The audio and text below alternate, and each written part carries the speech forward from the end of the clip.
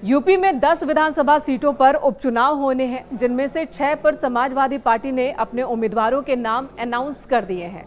हर seat की अपनी अलग कहानी है, लेकिन आज बात करहल की करेंगे। करहल विधानसभा उपचुनाव में कहा यह जा रहा है कि समाजवादी पार्टी के कैंडिडेट को टक्कर देने के लिए बीजेपी की ओर से संघमित्रा मौर्य को चुनाव मैदान में उतारा जा सकता है। संघमित्रा मौर्य जो कि बीजेपी की सांसद रह चुकी हैं बदायूं से, और वो स्वामी प्रसाद मौर्य की बेटी हैं। वही स्वामी प्रसाद मौर्य जो समाजवादी पार्टी में रहते हुए बीजेपी पर हमलावर रहे थे और समाजवादी पार्टी से अलग होने के बाद उन्होंने अपनी एक अलग पार्टी बना ली है। चलिए इस पर विस्तार से बात करेंगे। उससे पहले बात कर लेते हैं इन सभी 6 विधानसभा सीटों की, जहां पर समाजवादी पार्टी ने अपने उम्मीदवारों के नाम अनाउंस कर दिए हैं। करहल, जहां से तेज प्रताप यादव चुनाव मैदान में होंगे। करहल की यह सीट खाली हुई अखिलेश के इस्तीफा देने के बाद। बात सीसामऊ की, यहां से इरफान सोलंकी की पत्नी नसीम सोलंकी को समाजवादी पार्टी ने अपना कैंडिडेट बनाया है।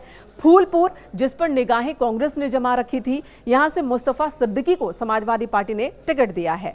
कटेरी, शोभावती वर्मा को चुनाव मैदान में उतारा है समाजवादी पार्टी ने। तो मंझवा, ज्योतिबिन यहां से कैंडिडेट है समाजवादी पार्टी के, और यहां पर भी कांग्रेस को उम्मीद थी कि समाजवादी पार्टी गठबंधन के तहत ये सीट कांग्रेस की झोली में डाल देगी, लेकिन ऐसा हुआ नहीं। मिल्कीपुर से एसपी सांसद अवधेश प्रसाद के बेटे, जिनकी उम्मीद पहले से ही थी, अजीत प्रसाद, उन्हें समाजवादी पार्टी ने चुनाव मैदान में उतारा है।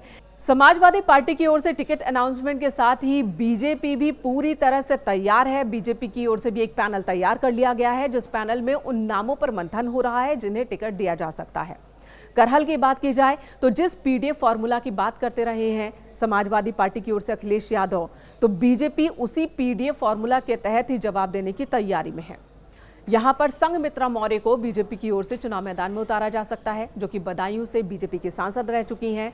संघमित्रा मौर्य के पिता यानी कि स्वामी प्रसाद मौर्य कभी समाजवादी पार्टी, कभी बीजेपी, कभी बीएसपी, और अब उन्होंने खुद की पार्टी बना ली है और एसपी पर ही हमलावर हैं।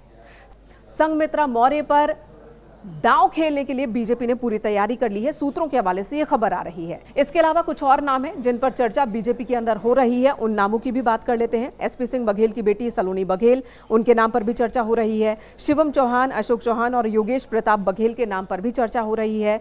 10 सीटों पर उपचुनाव होना है। जाहिर सी बात है, बहुत ही रोमांचक ये उपचुनाव होने जा रहा है, क्योंकि समाजवादी पार्टी ने सबसे पहले अपने उम्मीदवारों के नाम का ऐलान कर दिया है, तो बीएसपी ने भी ये ऐलान कर दिया है कि 10 की 10 सीट पर पूरी मजबूती के साथ बीएसपी भी चुनाव मैदान में उतरेगी। बीजेपी तो है ही, कांग्रेस ने अभी पत्ते नहीं खोले हैं, लेकिन कांग्रेस अब क्या करने वाली है, इसका सभी को इंतजार है।